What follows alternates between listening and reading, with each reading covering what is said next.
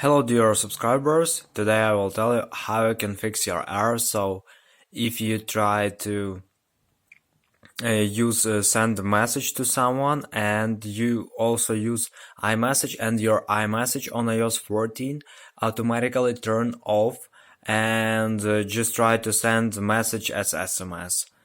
So with your cellular data. So how you can turn on again your iMessage and just don't use your SMS.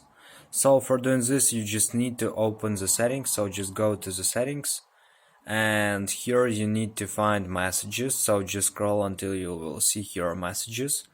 So just open the messages here and in the message, I open phone, no message.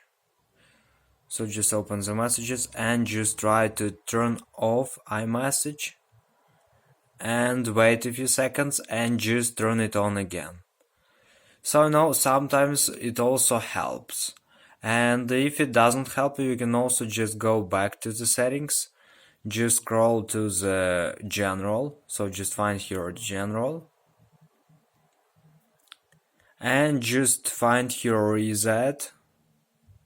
Sorry, not reset but shutdown. So just tap on shutdown, slide to power off.